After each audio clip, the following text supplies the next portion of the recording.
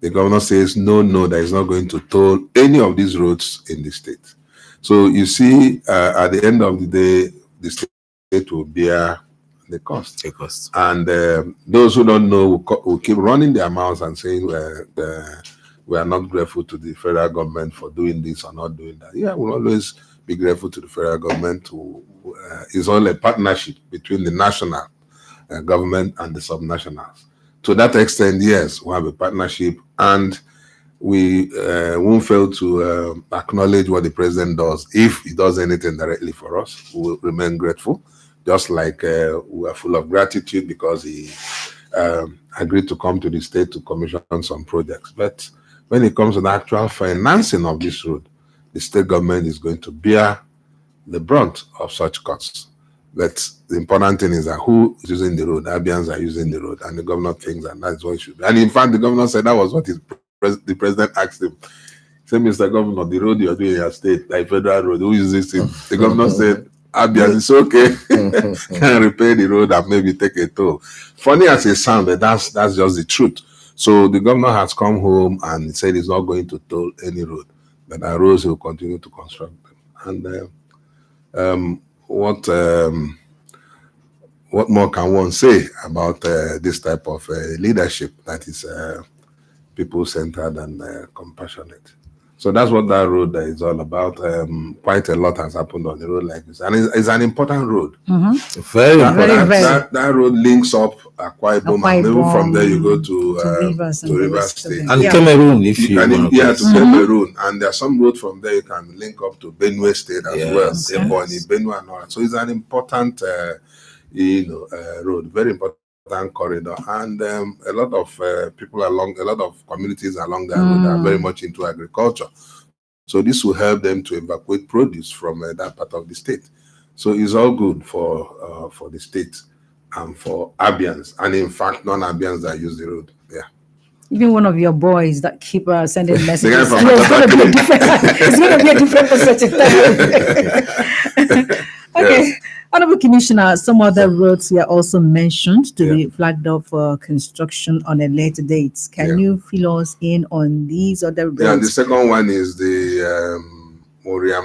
Ariamosaka Ring Road. That's a 13.1 kilometer road in Iguano local government. Then the rest are the 9.5.35 Ihichowa Arochukwu Ring Road.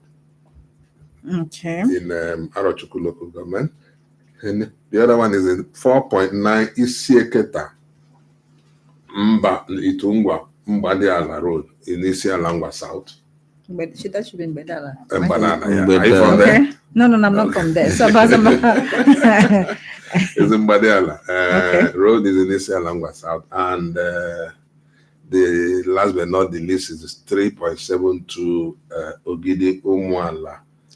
Is Road. I think I know this one. Okay. Very important roads. Okay. Very, very important. Quite impressive. Yeah. So the idea is to come to open up the state, build up the roads, enhance movement of ambience from one point to the other, and of course make the state, a better place for people to come to do business, and for leisure as well. Yeah. Honorable Commissioner, people are still wondering how the funding for these projects are coming, because like this Iguano Road is Iguano Road, Omahia Iguano is a long road. Yeah. It's a long road, and for years, people have suffered. We've seen state governments try to do remedial work on some of these roads, but this is outright reconstruction. Thank God that help has come from no less a person than Mr. Projects, Ekwe Mendabia. So, we appreciate what is happening. It's an important road. The governor will always say that he has his automobil. And that is why when he says it, those are brothers in the National Assembly will be asked, what is this is automobil? I may not know all, but as somebody who works closely with him, part of his automobile includes prudence in management of resources. transparency, accountability. These things combined. This government is not fritting money away. His Excellency is not called out for that. This governor is not putting feeding bottle in some people's mouths. This governor is only doing the normal things that, a governor with vision who has a good head on his shoulders should do. He's using Abia resources for Abians. And come to think of it, before now, the governor will say, we've not taken any loan. We've not actually taken any loan with what he's doing. We've gotten approval for some loans, but the governor before now was not taking any loans. Still wasn't taking any loans. So it boils down to prudent, like I said, prudent management of resources and some form of financial engineering that the governor knows about. Don't forget that he was a top banker in his former life. He was MD of a bank. So he knows how to deal with funds, how to look for money and where to get money without borrowing, and how to structure transactions. So I believe that's part of the what the government has used, using the resources that is getting from FARC and maybe internally generated revenue from here to run the state. So that's what it is, Francis. That's the secret. Majorly prudence and the fact that the man at the helm of affairs knows how to manage resources and structure transactions.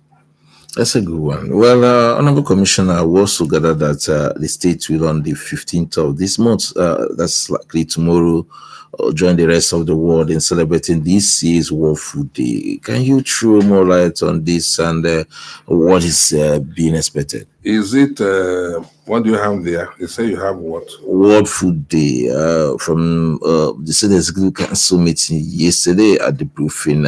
You did mention that the state will be joining the rest of the world in celebrating the World Food Day big time tomorrow. Yes, what I'm worried about is the date. The date is not 15. The date is 16th. Okay, 16th. And that is Thursday. And that is Thursday. Okay. October 16th, 2025. Yeah. The states through the same Ministry of Agriculture will be joining the rest of the World Food Day. And of course, you know that food is central to whatever we do, and for better food and a better future. That's what the team is. And this team actually underscores the fact that there needs to be some form of operation or synergy amongst groups, amongst communities, amongst stakeholder groups involved in agriculture, amongst development partners, and probably some nationals like us to embark on agriculture. So it's going to be an important day, and the government is doing everything in the field of agriculture to ensure that our people feed very well. So let me use this opportunity to ask Abians, our farmers, those who can come to Umuahia to celebrate this in their various places of influence, bearing in mind that as a farmer, you have a very serious responsibility on your shoulders to feed not just your family or community, but to feed the state and the country as well. So that thing you're doing in that corner, please do it well and earn some income from it, and let the rest go into the, take the part you want for your family and let the rest go to the market, so that our people will have food in surplus. Okay, thank you, Honorable Commissioner. You actually preempted our next question, which was the team. Now, the long-awaited 60% acquisition of the EEDC assets by the state government seems to have been concluded. Can you can we have an insight on this successful? In fact, I drove past the EED's office this morning.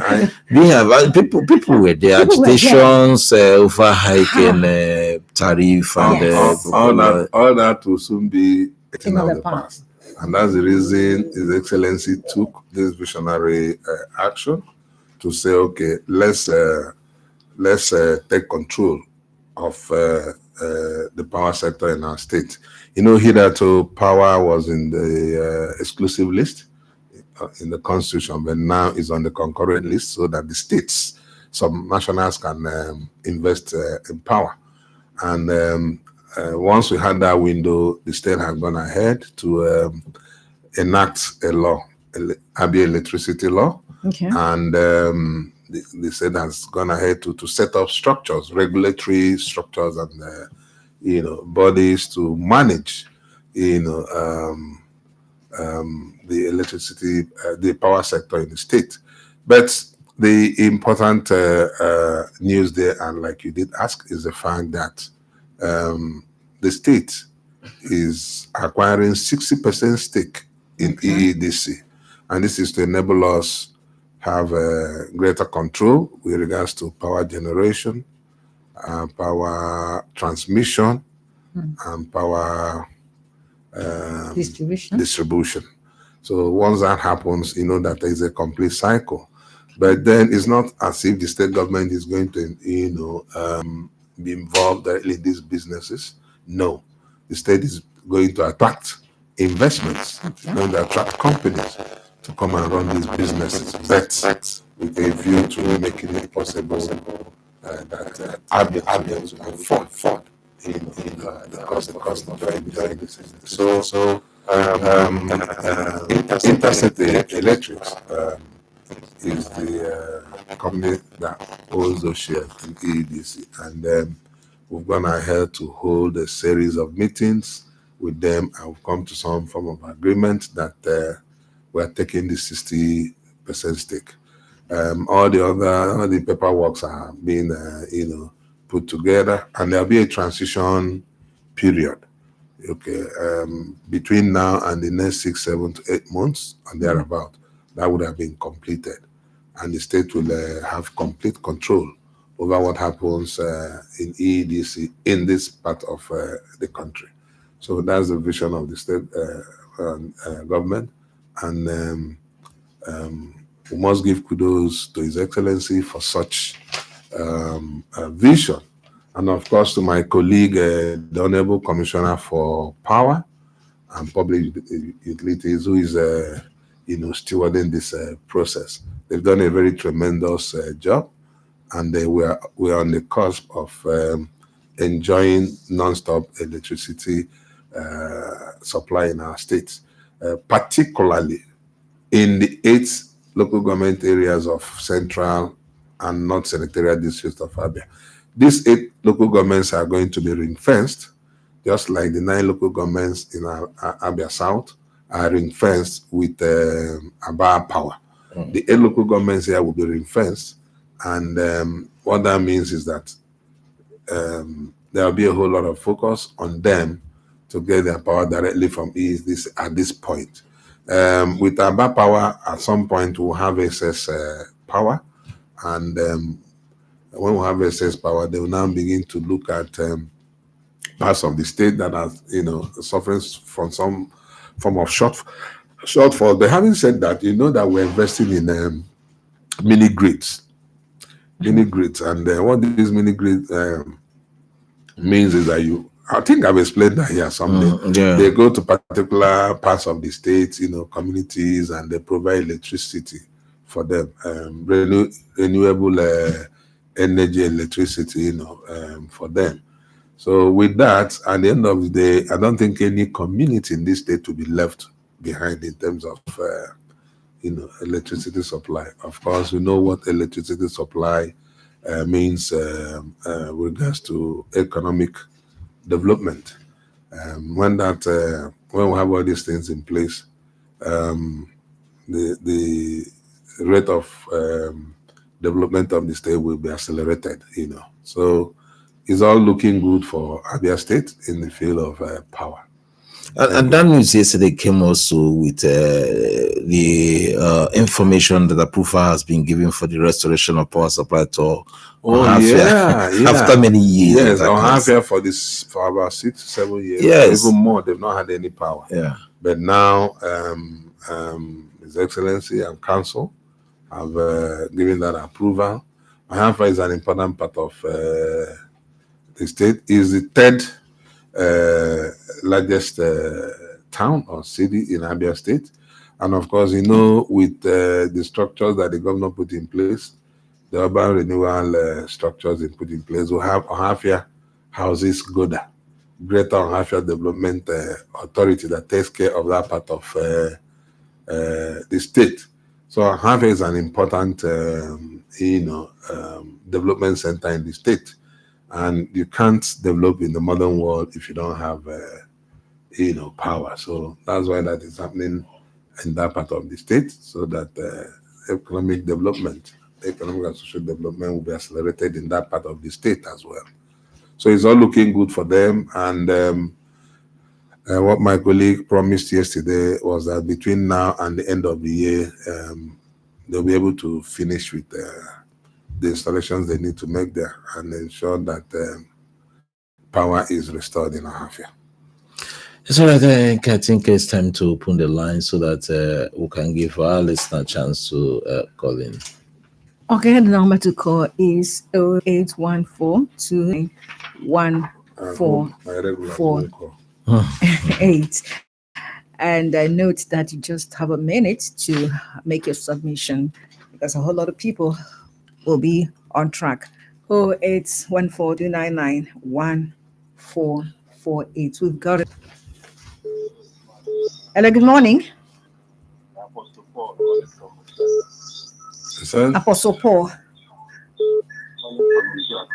Apostle Paul, please speak up. Hello? Yeah, your voice is very faint. Can you speak up a bit? Yes, I can hear you. Can you hear me now? Yeah. Okay. Good morning, Honorable Commissioner. Good morning. If I heard you correctly, Apostle Paul, right? Yes. This is his friend, Apostle Paul. Yeah, morning. How are you? I can't hear him. Tell him to adjust. I can't hear him. Please, can you drop and call us back? We can barely hear you. Please, can you drop and call us back? 0814-299-1448. Hello, good morning. Hello, can you hear me? Good morning. Yes, can you hear me? Yes, please. Who is speaking? Hello? Hello, who is speaking? Who is on the line? All right, this is Kenneth Obaja from Iguano. Okay. Honorable Commissioner, my great sir. Good morning, Mr. Obaja. Yes, sir. Good morning to you all. Kudos to the people of Abia, Iguano, Nigerians, and other commuters that will have access to that secondary road. We really appreciate it. It has been a long time. We have suffered so much on that road, but thank God that God will use this man to remember us this time around. And talking about electricity, I don't want to take much time. There are so many communities that are suffering from this electricity supply. Can you hear me? Yeah. Yes, go ahead. All right, sir. Like in my own community, I'm from Iguano, Iguano community, Iguano the local government. For the past 20 years, we have never experienced anything like electricity supply in our community. You understand? So, but thank God that this you're taking now, I believe it will get across to us. Please take note, sir. Please just remember us. Okay. For many years back now, we have never had anything like electricity in our community. I don't know what is the problem, but I just want you to look into that. But thank God. Thank you, sir. Thank the governor of Abia State. Thank the government of Abia State for remembering the construction of the Kopekene Road. Thank you, sir. Thank you, Mr. Obaja. When the rain falls, it doesn't fall on one man's house. So when this electricity installations our assets are fully acquired and put to good use, it will touch the whole of Abia North. Abia North and Abia Central communities. I know that Ikwa straddles two senatorial zones. You have part of Ikwa that are in Abia Central. Yeah, it's in Abia Central. The transactions, they will feel good with it. Thank you. Good morning. Who is speaking? Okay, good morning. Morning.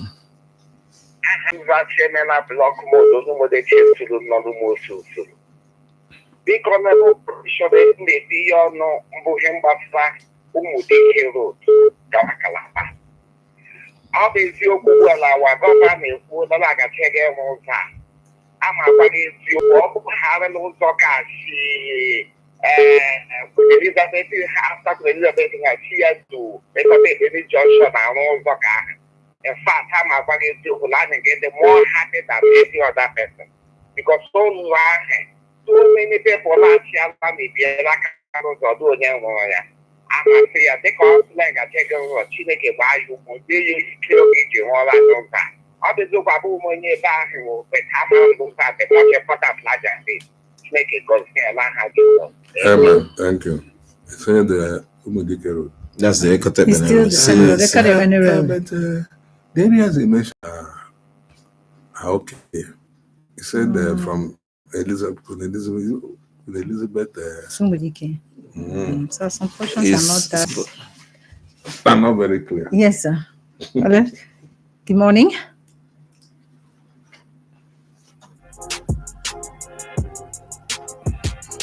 Hello, good morning. No. Commissioner. Good morning. Good morning. Oh, Deaconess. Good morning, ma.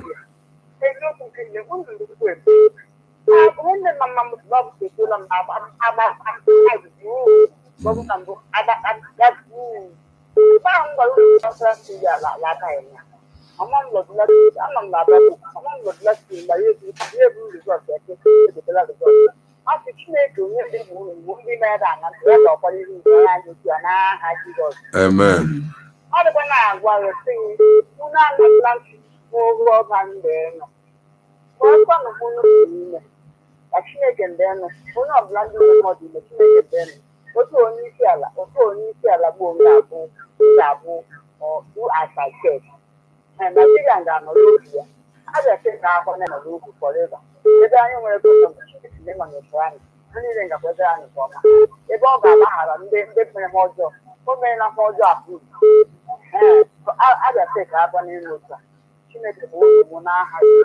Amen.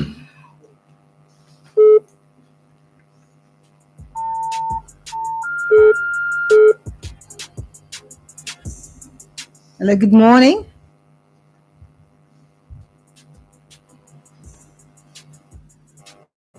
Hello, good morning. Good morning.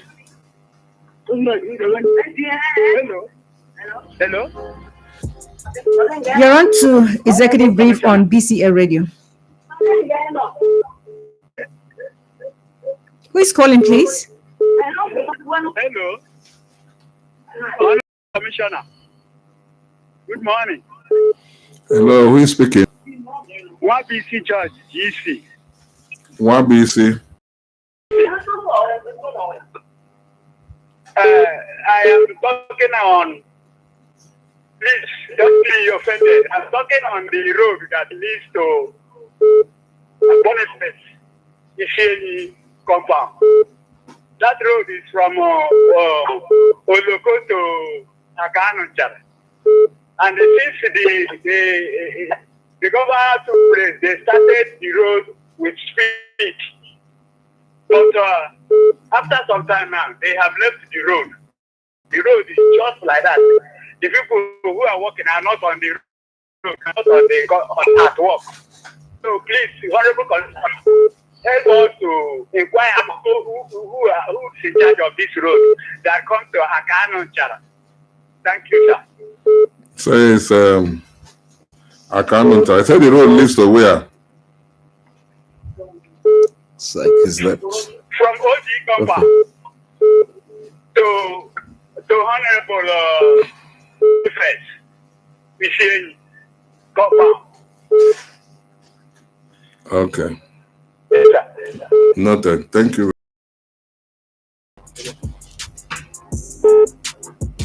Hello, good morning. Hello, good morning. Good morning. I'm Apostle Paul. Okay, Apostle Paul is Apostle back. Paul. Okay, the very first person that called, right? From Uzwaka. Okay. So go ahead. Good morning.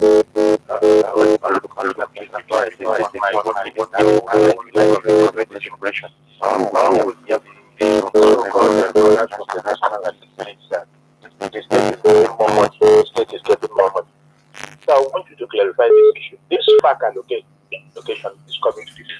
Is it the personal money of the president or the money of the entire federation? And then, if more money is coming to the state, is more money not going to the federal? So why are they not doing the federal roads in here, other than disturbing our governor that more money is coming to the state? So please clarify the issue and let them know too that more money is coming to the federal. And we expect them to do the federal jobs in the state. That is by the way. Thank you. Thank you. I have to ask you this. So what is happening with the Adia Medical City?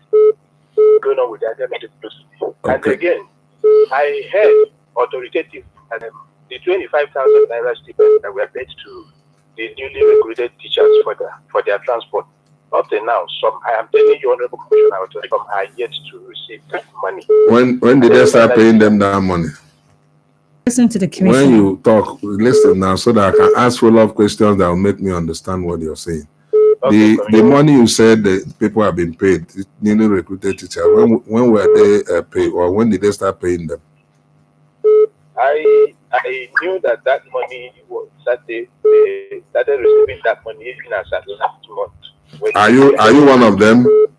No, I'm not one of them. But you have people who brief you. Okay, I'll ask questions, right? As per your